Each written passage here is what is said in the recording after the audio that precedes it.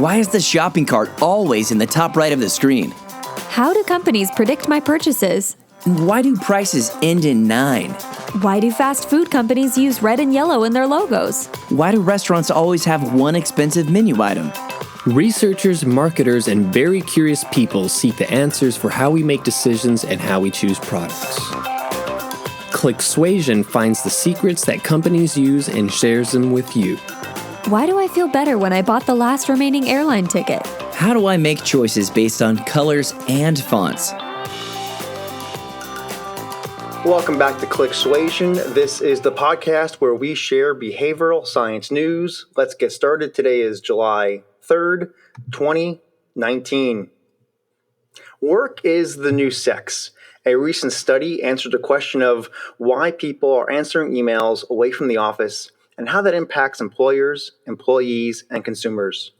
The researchers on this study are Ashley Gardner, Stevie Pena, Gavin Northey of the University of Auckland, Velasiki Antonopoulos of University of New South Wales, Crystal Sutherland of Clicksuasion Labs, and myself. Let's go over some key insights that we can report on people answering emails away from the office. We know that 4 out of 5 employees are extremely likely to open emails when out of the office. Now, these 4 out of 5 are employees of for-profit organizations. However, this sounds pretty bad. The trend of life over work balance is moving in a positive direction for employee health, welfare, and employee burnout. Now, we say this because 4 out of 5 for-profit employees are opening their emails, but 0% of people in academia are opening their emails. And out of all the participants in the study, less than 20% are opening their emails when away from the office. Now, employees of the U.S. government are likely to send lengthier replies than employees of other organizations and are likely to spend a significantly longer length of time reading each email they open when away from the office. We know that 341 seconds is the length of time that an average government employee is likely to spend reading their email when their out-of-office reply is active. Now, there's employee behavior, there's employer behavior.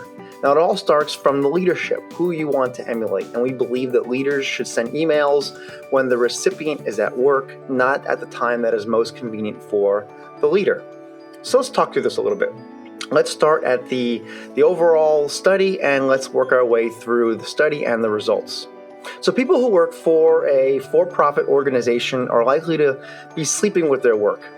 The first thing many Americans do when they wake up is reach for their phone. Their eyes are barely open, squinting to adjust to the blue light, and one finger scrolling through the email received while asleep.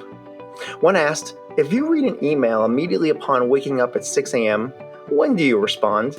The average and most frequent response was 6:01 a.m. Humorous, but not really. The majority of for-profit employees are sleeping with their careers. Employees are likely to expect their employees to check their email and engage with vendors, clients, and team members when the email is received. Frequency of communication and the ability to respond quickly are desired abilities by employers, including while the employee is out of the office. The out-of-office auto-reply may be turned on, yet the vacationing employee is not really turned off, which signifies an imbalance in the life-work balance and the potential quality of output. Notice how we say life-work, not work-life balance. You and I, us humans, were not placed on this planet to work all day, all night, every weekend. It is life first, followed by work. Now, business-to-business or B2B clients are likely to engage with their emails while on vacation because they have a fear of missing out, a fear of not being relevant, and a fear of losing their employment. Let's talk about life-work balance. In 2013, the American Psychological Association published a press release centering on the trend of being connected to work during what was traditionally the off hours of weekends, holidays, vacations, and sick days.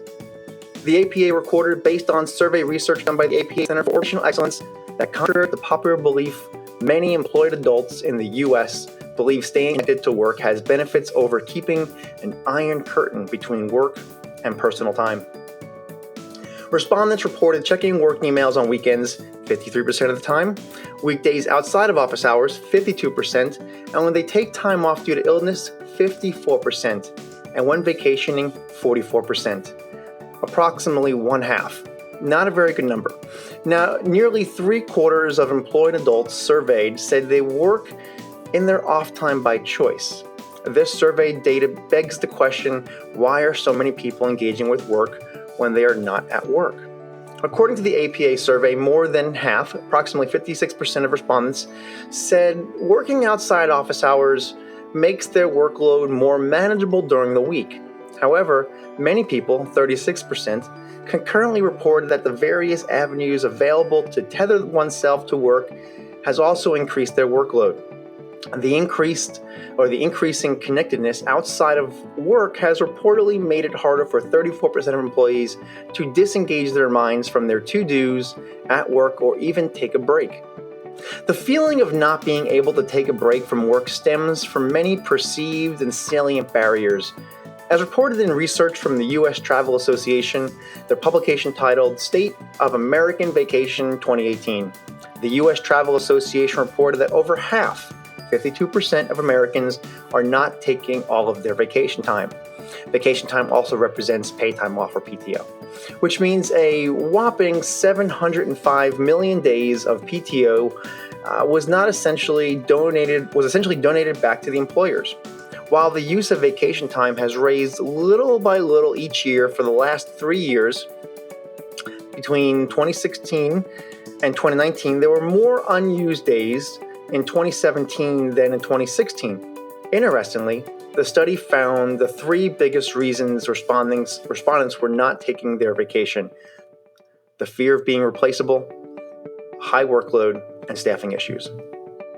Based on the vacation literature, there appears to be a trend in employees taking some of their earned time off, but using some of that time to complete work-related tasks, perhaps working while one is supposed to be out of the office, is one of the ways many employees feel free to take time off without affecting their workload and employment status. The combination of technology making it possible to work while one is not physically at the office and employees not taking all of their available PTO equates to more opportunities to engage the employees in B2B electronic marketing. Let's talk about life work and loyalty. One may wonder if employees are using some of their vacation time and some of the vacation time they use is spent working, why would those employees have any motivation to engage with B2B electronic marketing? According to the literature, creating brand love in your B2B consumers will create the bond and motivation required for a consumer to engage. For over a decade, researchers have been studying the complex and oft-changing demands, desires, and expectations that feed consumers brand love. The definition of brand love varies by study. However, the definitions all suggest that brand love involves an intense emotional and behavioral connection of a brand by its consumers. And that connection motivates them to invest more resources, time, energy, money, communicational, personal endorsement, and loyalty than they would for lesser liked or lesser preferred brands. The dynamic construct of brand love is thought to be achieved through inciting passion-based behaviors in consumers, finding ways to integrate the brand into a consumer's individual and social identity and the values consumers believe give life meaning, instilling a positive emotional bond between the consumer and the brand. Brand loyalty. When a consumer integrates the objects or services a brand offers into their personal and social identity, thus establishing their brand love, the consumer is practicing what is referred to as brand identification. In other words, consumers are internalizing, integrating, and overlapping the values and image behind the brand with their own personal values and image. As such, many of today's consumers develop brand love with organizations that go beyond high-quality customer service or products and also work hard to project as ethical, community-oriented, involved in the welfare of their employees as supporting companies with those qualities that increase the emotional payoff and connection for the consumer. While many brands seek to make their values and positive actions explicit or public, consumers also draw conclusions about organizations via indirect routes, such as interacting with employees, which can impact their brand love. For the scope of this research, the authors sought to understand how often employees were checking emails when their out-of-office reply was active. which is an indicator of employees being engaged with work when, theoretically, the employee should be engaged in other spheres of their life. Research and results. Emails were sent to 21,115 people during a 4-month period, which commenced December 2018 and concluded April 2019. The recipients' behavior and engagement with their emails were measured with several behavioral science constructs. All recipient emails in the study were privately owned by for-profit organizations, non-for-profit organizations, or government entities. Personal email clients such as Gmail accounts, Yahoo accounts, or AOL email accounts were not included in the study. Here's what the study found. 81% of people did not open their email when their out-of-office reply was active. 19% did. This is phenomenal. This is a great approach. So at face value for the entire study, the majority did not open, which is a good problem to have. Now, as we break it down a little further into segments and categories, we know that the people let me rephrase that. The percentage of people by email domain who opened their emails when out of the office were those with a .com email, so a @business.com, 75% of those people opened their emails. 0% of people with a .edu domain opened their email, so not one person in academia opened their email. 5.7% with a .org, 14.2% with .gov, and a 4.7% with anything else. Now we know there's a difference between weekday and weekend responses. We know that the significant majority of people responded during the weekday, which was more than 3,000, and less than 1,000 responded on the weekend. Now we look at weekend opens by email domain. The .com domains, 87% or 87.1% of people with a @business.com domain open their emails on the weekend. And the remainder drops pretty significantly. 6.5 for .org, 4.6 for .gov, and less than 2% for everything else. Weekday opens by email domain. So if you are out of the office on a Monday through Friday, a traditional workday, 90.7% of people with an @business.com domain open their emails. That is a significant amount of people reading their emails when they should be relaxing with their friends, family, a book, or doing whatever makes them happy that is not work related.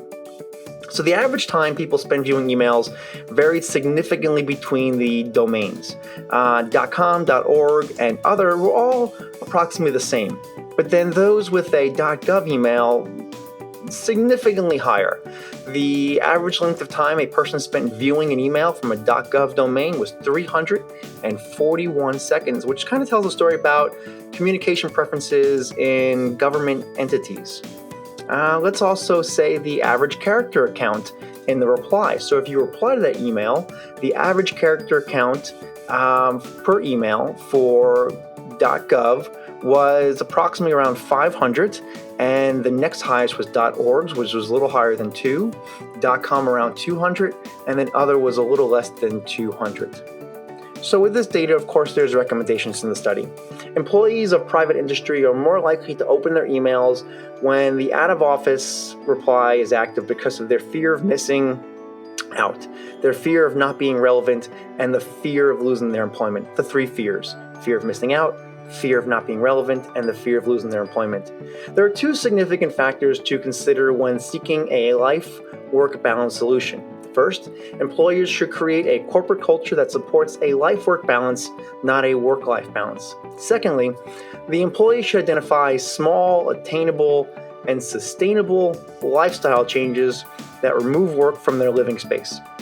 Behavior change is challenging. Many people resist change, and resisting change is natural to human behavior. It's a heuristic for the majority of people. Let's talk through small, attainable, and sustainable. The larger the goal, the more likely a human is likely to fail. The more likely humans to fail. Goals should be easily attainable to reduce cognitive and physical taxation. For example, typing emails after work hours and saving the emails to a draft folder to send to the following morning isn't a solution to the work-life balance problem. However, this approach is a stepping stone in reducing the number of replies a person might receive after hours. Being attainable, the goals should be designed in a manner that is achievable. For example, At ClickSuasion Labs, there is an email policy of 7 a.m. through 7 p.m., which means that emails are permitted to be sent between those 12 hours, that 12-hour window. Emails outside this window are likely to encourage late work hours or taking work home. A 12-hour window to send emails is sustainable because the average workday is 8 hours in length. This goal gives the end user a 4-hour window of changes in work schedule. Sustainability. The goal should be completed over and over again. Otherwise, we failed as leaders to create a happy and healthy employee. Replication is key for employees to maintain behavior change. Think about those New Year's resolutions that we never accomplish. Employees in academia, primarily those with a domain hosted with a .edu address, are significantly less likely to open their emails. We know that 0% of people in the study with a .edu address open their emails when their out-of-office reply was active. Bravo, academia, we have a lot to learn from you. A consumer of B2B products and services is willing to open their emails while their out-of-office reply is active because they're into one or several of three categories. Number 1, loyalty to the brand. 2, fear of missing out. 3, fear of losing their employment. Or 4, fear of not being relevant. A business-to-business organization is likely to be grateful for this client's business and loyalty. However, the B2B organization will be happy to receive the same business during the following business day, during business hours. Clients of B2B companies are encouraged to avoid purchase decisions while away from the office. The 3 fears, missing out, loss of employment, and relevancy, are likely created from a corporate culture that is focused on immediate returns and short-term benchmarks. Additionally, it is possible a previous employer created these 3 fears for the employee. The burden of reducing these fears is the responsibility of the current employer and the current leadership. Lastly, the majority of B2B organizations, B2B clients, B2C organizations, and B2C customers prefer to collaborate, partner, and purchase from an organization who treats their employees as team members and family. As a leader, do you treat your employees the same way as your grandmother? This is Work is the New Sex, a recent study by ClickSuasion Labs and Michael Barbera, bringing you news from ClickSuasion Labs, Pinehurst, North Carolina. Thanks for listening to ClickSuasion. Subscribe to the podcast, read our research, and get in touch with us at clicksuasion.com. You can also find us on Twitter with the handle @ClickSuasion.